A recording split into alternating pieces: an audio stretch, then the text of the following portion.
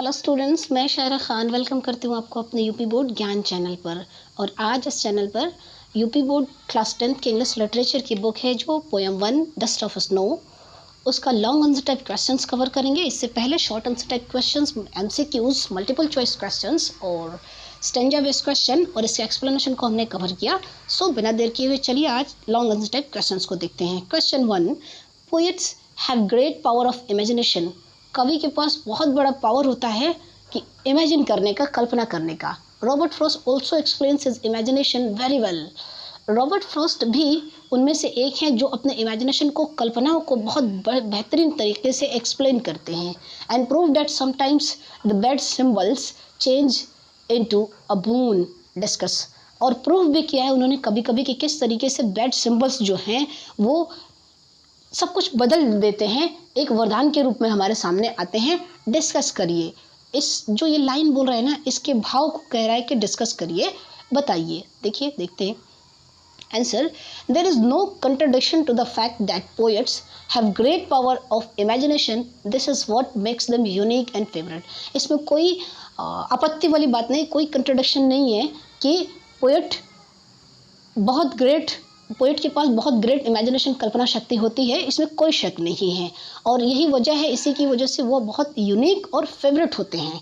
In this poem the dust of snow, Robert Frost has brilliantly expressed the nature of things and put forward the optimistic side of dejected things. इस कविता में जो कि dust of snow है, इसमें Robert Frost ने बहुत बेहतरीन अंदाज में नेचर ऑफ थिंग्स से जो नेचर का जो थिंग्स है ना, उसे बहुत बेहतरीन अंदाज में पुट किया है, सजाया है। पुट फॉरवर्ड द ऑप्टिमिस्टिक, और उसे आगे आशावादी रूप में सजा करके हमारे सामने रिप्रेजेंट किया है। In the poem we get to witness how the regretful and depressed poet becomes joyful and happy. इस पोएम में ये गवाह के रूप में, सबूत के रूप में वो ये दिखाते हैं कि किस तरीके से पछतावा और डिप्रेसिव मूड में जब पोएट था तो किस तरीके से नेचर के जरिए वो जॉयफुल और हैप्पी मोमेंट में बदल जाता है। Earlier he was in a depressed mood and regretting that the whole day had been wasted, but the crow as soon as shook off the dust of snow from the hemlock tree। यहाँ तक पहले देखते हैं students. Start में तो वो बहुत depressive mood में था और पछतावा हो रहा था उसे, और शायद उसका पूरा दिन बर्बाद होने वाला था। लेकिन उसी बीच जैसे ही कौवा उसके ऊपर डस्ट ऑफ स्नो को गिराता है हेमलॉक पेड़ से, आगे देखते हैं। Fell on the poet which changed his depressed mood and saved the day of being spoiled. और हेमलॉक ट्री से जैसे ही ये डस्ट ऑफ स्नो को उसके ऊपर गिराता है, जो कि उसके डिप्रेसिव मूड को बदल देता है, इस डस्ट ऑफ स्नो को, पोएट के दिमाग को बदल देता है। And save the day of being spoiled, और जो दिन उसका बर्बाद होने वाला था उसे वो बचा लेता है।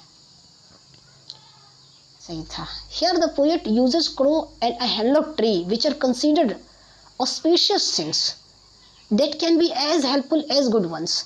यहाँ पोएट हेमलॉक ट्री और क्रो को बजाय अनऑस्पिशियस के यहाँ पे वो कंसीडर करता है, मानता है कि ये अनऑस्पिशियस नहीं बल्कि ऑस्पिशियस हैं, शुभ हैं, जो कि हमें हमारे दिन को, किसी के भी दिन को अच्छा करने में मददगार साबित हो सकता है।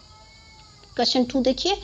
Simple moments prove to be very significant and save the rest of the day from being vested on the basis of the poem dust of snow। देखिए यहाँ पे भी मिस्टेक हुआ है, dust and snow, dust of snow, ठीक है। देखिए, simple moments prove to be very significant, कभी कभी साधारण जो क्षण होते हैं ना, वो प्रूफ करते हैं, एक महत्व देते हैं। And save the rest of the day, और बाकी बचा जो दिन होता है, जो बर्बाद होने वाला होता है, वो बचा देते हैं। फ्रॉम बीइंग वेस्टेड, जो कि वेस्ट होने वाला होता है, बर्बाद होने वाला होता है, ये भी देखिए WEST वेस्ट होगा ना। On the basis of the poem, poem के आधार पर। डस्ट एंड स्नो हमें क्या बताता है? ये बताता है कि कभी कभी जो हमारा ऐसा क्षण होता है जो बहुत रिग्रेट वाला होता है, बर्बादी वाला होता है, लेकिन वो मोमेंट भी कभी कभी हमारे लिए अच्छा साबित हो जाता है। पोएम यही बताता है। देखेंगे आगे, देखिए। इन द पोएम में डस्ट ऑफ स्नो, जो नाम है dust of snow, the poet wants to convey that sometimes simple moments और एक्शंस हैव लार्जर सिग्निफिकेंस। कह रहा है कि डस्ट ऑफ स्नो पोएम जो है ना, उसमें वो पोएट हमें कन्वे करना चाहता है, बताना चाहता है, कन्विंस करना चाहता है कि कभी कभी सिंपल मोमेंट्स जो होते हैं ना, छोटे छोटे सिंपल मोमेंट्स होते हैं या हमारे छोटे छोटे एक्शंस होते हैं, वो भी बहुत बड़ी महत्व रखते हैं। They can change the mood और लाइफ ऑफ अ पर्सन, वो किसी भी पर्सन के मूड को और किसी भी पर्सन के लाइफ को बदल सकता है। The way a crow shakes down the dust of particles on the poet, जिस तरीके से कवि ने कवि के ऊपर डस्ट ऑफ पार्टिकल्स को गिरा दिया, which inspires and gives him the idea to change his sorrowful and depressive thoughts and kick off his remaining day, जो कि उस पार्टिकल की वजह से ही उसके दिमाग में, पोएट के दिमाग में एक आइडिया, एक विचार आता है, और फिर उसका वो जो सोरोफुल दिमाग में जो दुख रहता है, डिप्रेशन रहता है, डिप्रेशन वाली थॉट्स रहती है, वो हट जाता है, ख़त्म हो जाता है, और जो बाकी बचा दिन था उसका, वो भी बर्बाद होने से बच जाता है। Which is fresh and joyful, बाकी बचा दिन उसका खुशी और आनंदमय हो जाता है। Here the small action and falling dust of snow single something good and joyful and his mood changed. यहाँ पे छोटे छोटे एक्शंस को, डस्ट ऑफ स्नो को चिन्हित करते हुए एक आइडियाज़ देता है, बताता है पोएट हमें कि छोटे छोटे हमारे एक्शंस, छोटे छोटे मोमेंट हमारे लाइफ में खुशी को भर देता है, हमारे डिप्रेसिव मूड को बदल देता है। तो ये आशय था पोएट के कहने का। तो यहाँ पे लॉन्ग आंसर टाइप क्वेश्चंस को हमने कवर किया डस्ट ऑफ स्नो का। तो मिलते हैं कल रात 8 बजे नेक्स्ट पोएम को लेकर के। Till then take care, bye bye.